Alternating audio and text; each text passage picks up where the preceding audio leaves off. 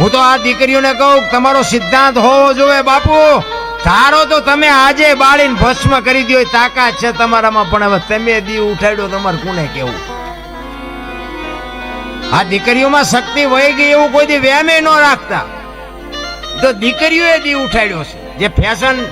મારો કહેવાનો અર્થ, હું દીકરીઓને વઢું છું, મારી ભૂલ થતી હોય તો માફ કરજો, પણ તમારામાં કઈ ઘટે તો છે જી 100%ની વાત.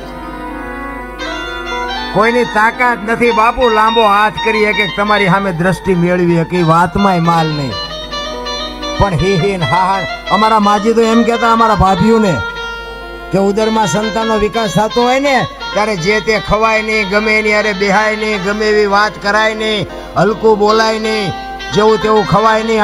આનો પ્રભાવ સંતાન. આપણા માવતર અભણ અંગોઠા સાપને આ જ્ઞાન હતું. અત્યારે આ ભણી ભણીને દી ઉઠાડ્યો. વહુ હારો ભેગા પાણી પૂરીઓ ખાતા હોય, છોકરા જેવા થાય. અરે કોઈ શિવાજી મહારાણા પ્રતાપ ની વાતો કરે કઈ ન વળે મારા રામ. આજે એના કરતા હારા દીકરા થાય. 60 વર્ષની થયો ને તો ઉમરા વચ્ચે રહી રહ્યું સબે રમજો ઢબો ઢાસ. હવે જીના મનાણા એના થઈ ગયા ઢબો ઢાસ. શું આ શું કેવા સંતાન થાય? કાંઈ વળે નહીં રામ. એ તો પેઢીયું તમારી લાંબી હાલે, બાકી એમાં નામ નીકળે એવા દીકરા ન થાય. ખોટી વાત. એટલે જાડેજો કે છે બહાર હવે આ મેઘલી મળી છે કેમ જાયશો? એ કે જે થવું એ થાય, બાકી મારે વચન પાળવા જવું પડે. તેથી કચ્છનો બારવટીયો બાપુ જેસલ જાડેજો કે મારા ખંભે બેસી જાવ, હાલો હું મૂકું આવું. કોની પાસે વાતું કરી રામ? વિચાર તો કરો. રાતના 2 વાગ્યાનો સમય હોય, કોઈ જીવ જાગતો ન હોય, કાળી ડિબાંગ રાત જામી હોય, વીજળી આપણે જીલતી હોય, ધરતી ઉપર બાપુ ફોરા પડતા હોય ને એ વખતે રાતે 2 વાગે જાડેજો તોરણને લઈને નીકળ્યો છે. તેથી ચિત્ર કેવું હશે મારા રામ? વિચાર તો કરો. અને છબાંગ છબાંગ છબાંગ ગારામાં મીડો પગલા માંડવા. તોરલ ની કહું તૂટતી દે. ઓ ભાઈ આ બેઠી બેઠી તોરલ ને કે વાહ જાડેજા, વાહ જાડેજા. ગુરુ અને શિષ્યના નાતાની હજી આપણને ખબર જ નથી. ઈ સધીરની હવેલી આવી અને અહીંયા ઉતાર્યા. અને જેસલ કહે છે હવે તમારે આવવું હોય ત્યારે આવજો, હું જાઉં છું, મને જોશે ને તો પાછો બીસી સધી. જેસલ હાલતો થયો ને તોરલના મોઢામાંથી વાણી નીકળી કે સુજા ને સુલક્ષણા તારા હાડમાં નો આવી હલકી વાત.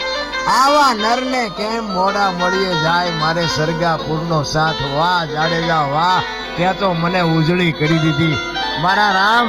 એક ગુરુને શિષ્યને, જો ગુરુ શિષ્યને ન સમજીએ કે શિષ્ય ગુરુને ન સમજીએ કે શું ગળામાં ગાળિયા નાખી નાખીને કામ છે. દેવાય પંડિત ને 750 સેવક હતા, પરીક્ષા કરી 4 વધ્યા. તેદી અત્યારે તો પરીક્ષા કરો તો કઈ ન હોતે. આયલો તમારી કંઠી અમાર નથી જોતી. એનું કામ આમને ચાર્જિંગ થઈ ગયું ને બે થઈ જા હાજુ હોય ને, કારણ કે આમાં હાજુ જો કે હાલે છે ખોટું. હમણે 2 ને 2 ભજન ગાયા ને એટલે આને હું તો વિચાર કરતો હતો, મેં કીધું આમને શું જોતું છે.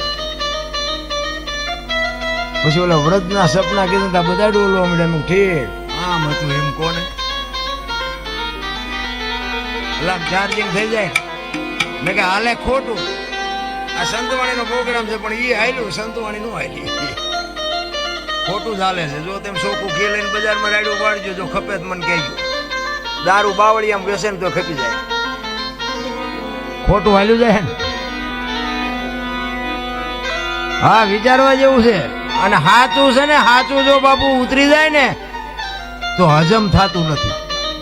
ભજન ગાવું એના કરતા કરવું અઘરું છે, કરવા કરતા સમજવું અઘરું છે, સમજવા કરતા જીવનમાં ઉતારવું અઘરું છે. અને જો જીવનમાં ઉતરી જાય ને તો જીરવવું બધા કરતા અઘરું છે. જો જીરવાઈ જાય ને, આમને કદાચ 5 જણા અમારા વખાણ કરે તો એને 1 ફૂટ ધરાવી મેં કંઈક કર્યું, મેં કંઈક કર્યું, હવે તું મરી જવું. હા તો એની કૃપા સદા બોલે કે આ અવાજ આવ્યો છે એને આપ્યો છે. ફટલે હમણાં અવાજ બંધ થઈ જાય શું કરું? આપવા વાળો તો ઈ છે ને. આ જીરવવું બાપુ અઘરું છે. અમુક આ મોટા કલાકારો ભેગો અમારે ક્યારેક જવાનો મળે આમ મોકો, પછી આપણે સીતારામ તો આમાં માથું સીતારામ તો ફાઈટ મરી તો તું જવાનો અમને ખબર તું 2 લાખ રૂપિયા લે ભણ્યો પણ નથી બોલાતું આ એની જ બીમારી છે.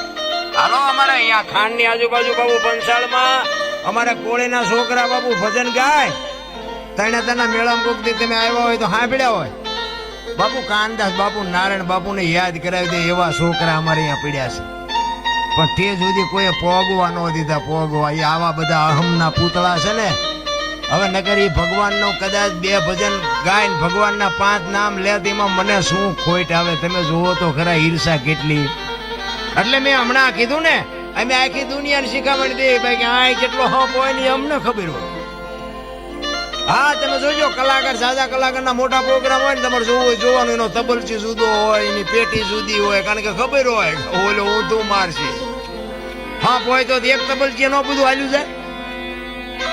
આ તો દુનિયાને કહેવાનું છે રામ એક થઈ જવાય બાપુ હાક દૂધમાં હાકર ભળી જાય ને ભળી જાવ મરી જવાનું છે. કલાકાર હોય તો મરી જાય ભિખારી મરી જાય ને કરોડપતિ મરી જાય. રામ ને કૃષ્ણ ને દુનિયા છોડવી પડી તમારું મારું પાંચ્યું નહીં આવે. અને લગામ છે ને મારા નાથ પાસે છે કોઈ જો એવા ઠેકડા મારતું હોય ને વાત ખોટી છે કારણ કે આ ઠેકડા મેં મારી લીધા મેં હમણાં કીધું ને મેં મારી લીધા ને મને સમજણ આવી સારું થયું. તેથી મને એમ થતું હતું કે આપણા જેવા બળુકા દુનિયામાં કોઈ છે જ નહીં પણ આ થોડુંક નક્કી થઈ ગયું ને પછી એમ થયું ઘરે આ તો સારું કઈક બીજા ઓલે હાલતું હતું આપણે તમતા ઠેકડા ફરતા હતા ઓલે ચાવી વાળા રમકડા જેવું આપણે બધાને ચાવી ભરી ભરીને મોકલ્યા એવું નથી લાગતું. ચાવી ખૂટને પછી કેવું રમકડું હાલવાનું મને બતાવો.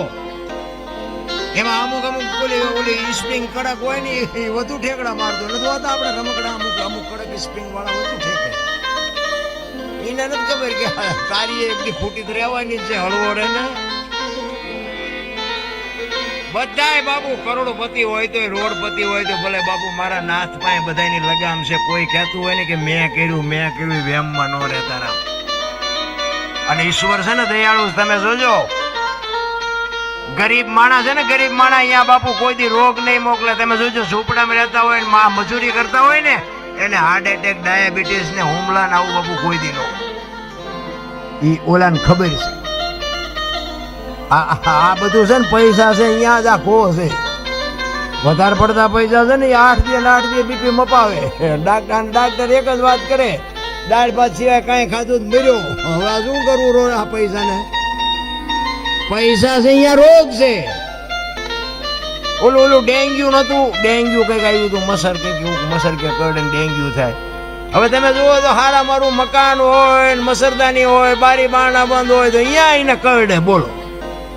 હવે આ ઝૂંપડામાં બારણું નથી ગાડલું નથી પંખો નથી કાંઈ નથી તો એવડે મસરીને નહીં ભાળતા હોય. પણ મસર ને ખબર છે આવડા કાળી મજૂરી કરીને હૂતા છે ને ઓલો મલકના ખિસ્સા કાતરીને હૂતો છે એ નહીં ખબર હોય. આનું હેન્ડલિંગ મારો નાશ બેઠો કરે છે રામ. હું તો એમ કહું છું કે કોઈક ગરીબ માણસ રહેતા હોય ને હાવ જે ઝૂંપડામાં બાપુ ભીખ માગીને ખાય ગટરોમાંથી પાણી પીવે રોટલા આખી દુનિયામાં માગીને ખાય એના છોકરા બાપુ આમ લુગડા વગેરેના ધૂળમાં રમતા હોય ને કોક દીક મારો નાથ અપાવે એક પાર્લેનું પડીકું 5 રૂપિયા વાળું બાપુ હોય તો તમે કાજુ બદામ ખાવ છો એટલે તમને પાર્લેની ખબર નથી. એને પાર્લેનું કાગળિયું નથી ખબર કે આ કાગળિયું શેનું છે એને એ ખબર નથી. એને પાર્લેનું પડીકું કાપી આવો ને બાપુ લુગડા વગેરેના છોકરા ખાય ને એનો આશીર્વાદ જો અડી જાય ને તો મારો નાથ એમાં નો લીટી કરી શકે. પણ ગરીબ બાપુ ગરીબ કોઈ અત્યારે મને તો અહીંયા હું આવ્યો ને આજે બાળકોની જે વાત કરીને મારી તો સાતી ફાટતી હતી. વાહ વાહ વાહ વાહ આની જે તમે સેવા કરો છો ને ધન્યવાદ. હું શું ધન્યવાદ આપું. ઓલો મારો નાથ બેઠો એ તમારી કોઈ દી તમારી મોળા તમને ન પડવા દે એ નો મોળા પડવા દે. હારાની તો આખી દુનિયા છે ભલામણ પૈસા વાળાને તો આખી દુનિયા સલામો મારે. ગરીબ બાપુ ઝૂંપડામાં રહે છે એને કોઈ બોલે હાથે મેડમનો તહેવાર હોય અને કોઈક જગ્યા પૂછજો કે હાથે મેડમનો તહેવાર છે ને તમે ઢેબરા કેમ નથી બનાવ્યા. લુગડા વગરના છોકરાની માં હોય ને એ એમ કે થોડાક પૈસા હતા ને લોટ ને ગોળ લઈ આવ્યા તેલના પૈસા નહોતા એટલે ઢેબરા નથી બનાવ્યા.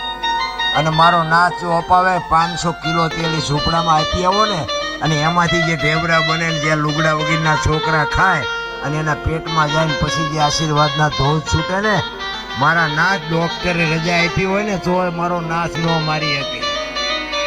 કરવાની જરૂર તો હા છે મારા બાપ. પછી કે હું નડતું હશે, હું નડતું હશે. જાઓ ભુવા પાસે દાણા જોરાવી નાખો. તમે કુના નડ્યા છે ઈ જોવો ને પેલા. નડે કાંઈ નહીં. માણા જેવો અવતાર તો કરોડો જન્મની કમાણી હોય તે માણા મળ્યા હોય.